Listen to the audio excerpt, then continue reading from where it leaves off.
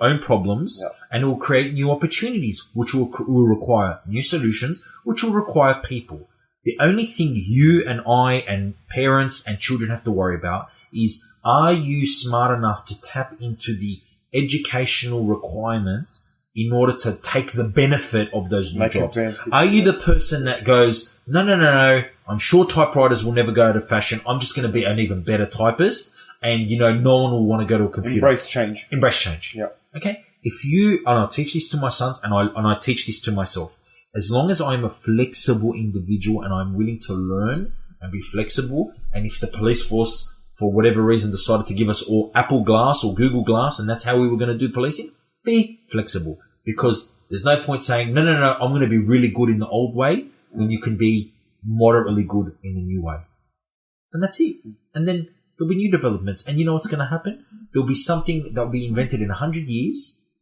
You just can't foresee 5 years from now. But don't try to. Yeah. Don't try to. Yeah. Just learn from history. This is the fucking thing.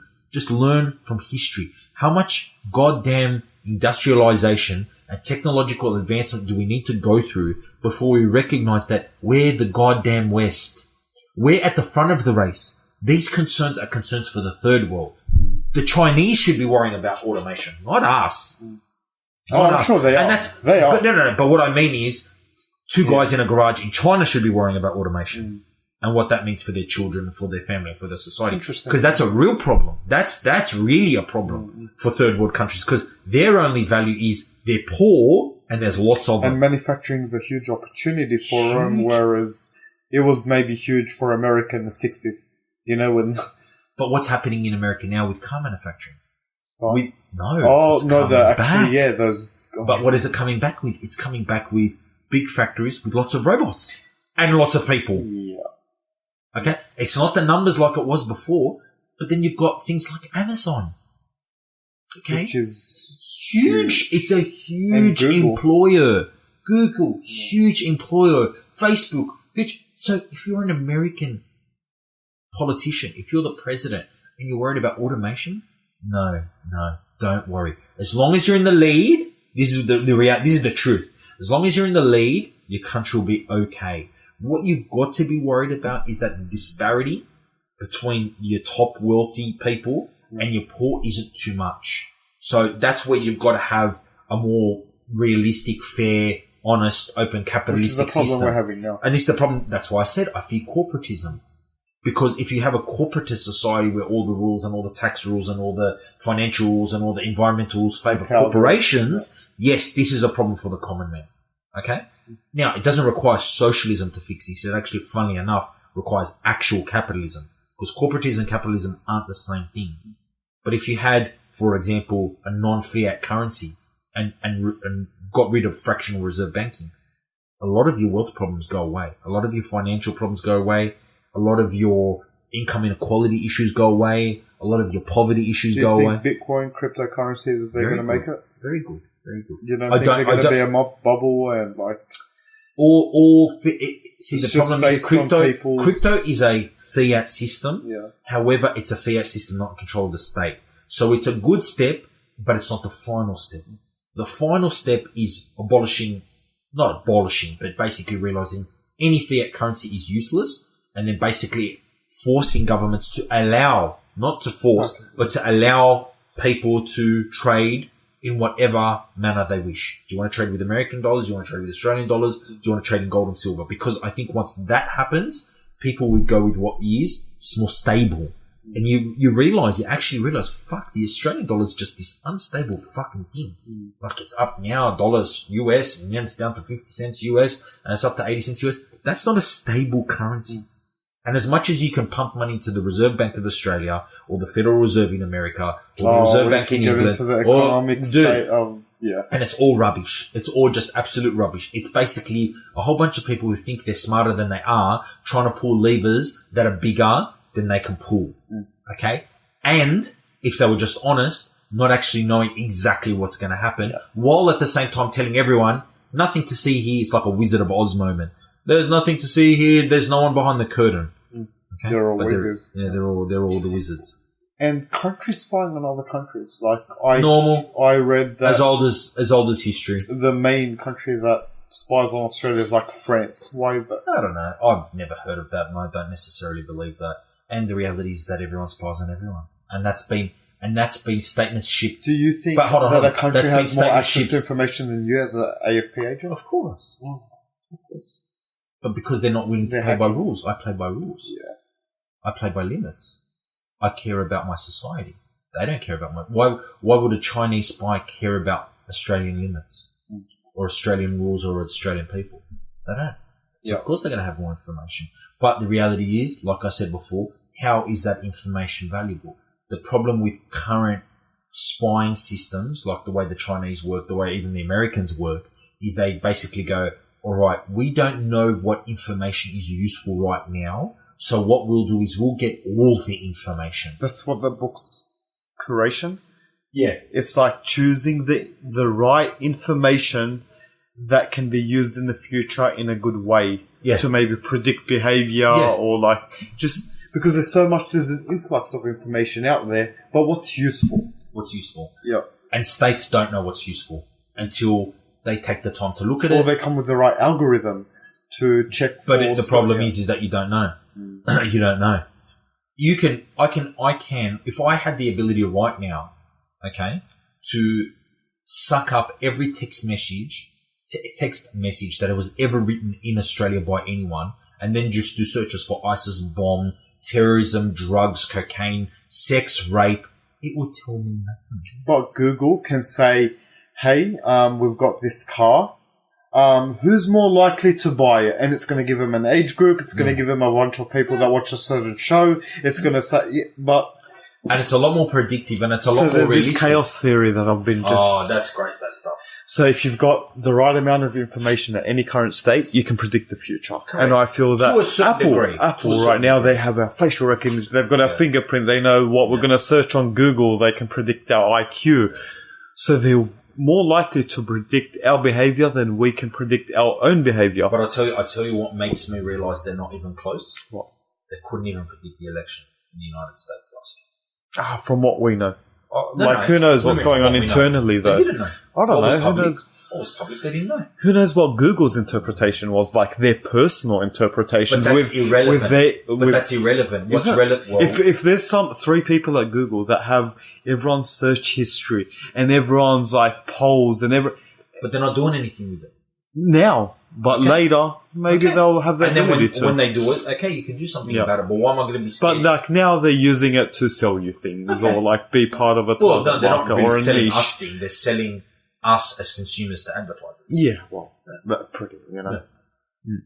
But so what? I mean, they couldn't even predict the election. They couldn't predict Brexit. Well, like when there's too many things to consider, and that's why the chaos theory doesn't work. I think the same-sex vote. Yeah. While most people think it's like a slam dunk, will be just be for the yes or just be for the no. Yeah, but regardless, it'll be a very big surprise for most people. I agree. It'll be a big surprise. Yes, I agree. And that shows me that really we live in a propagandistic system where people talk about what they would like rather than what is. And it's also that the people that are loudmouths about it on social media. Yeah. The ones that are in the normal progressive, that are progressive, and they could be the minority, but they are louder. Yeah, and a lot of people that have a more, what's the word? I'm trying to be very politically correct. Don't be politically correct. Say what you think. No, I can't even think of the incorrect term to say. Say what you would. Like everyone that had the old way of thinking, like more conservative. That's the word. Yeah. So they're not as loud. No, not anymore. No, correct. And they're not the social. They're not the social movers anymore. You know, whereas maybe in the old days, a sort of a bishop. But that's when democracy comes in because everyone's got a vote. Everyone's got an equal say. But the problem is, if there is no propagandise the vote, it doesn't really matter. But you can't, if someone's got a strong opinion on something, they're going to stick by it. True. And we've both been exposed to people with strong opinions on that matter, right? True. Yeah, absolutely. And no type of propaganda is going to change deep religious beliefs. Well, or deep anti-religious beliefs as well. Like you're right, or deep anti-religious beliefs. Which is a shame because both could be equally wrong or wrong. and would be in a better situation if they were more open-minded to changing their perspective. But they're just adamant, no, what I think is correct, and you should think like me. Yeah. So we're going to end this by you saying why you thought you wanted to leave the AFP and why you stayed.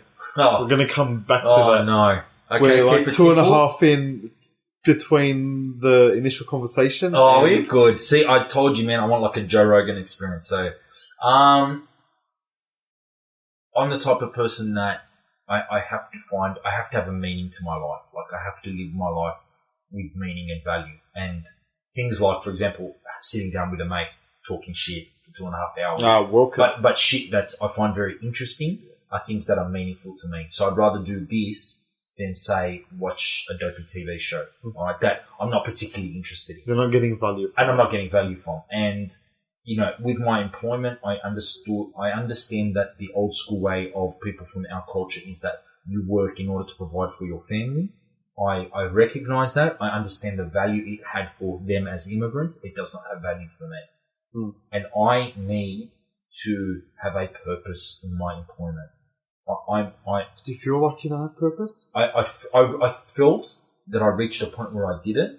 However, I was very fortunate enough to go into a new investigation, which really gave me joy. You know what I mean? Like, I was investigating good crooks. You feel was using my brain. I felt fulfilled. I woke up every day. I got excited at work.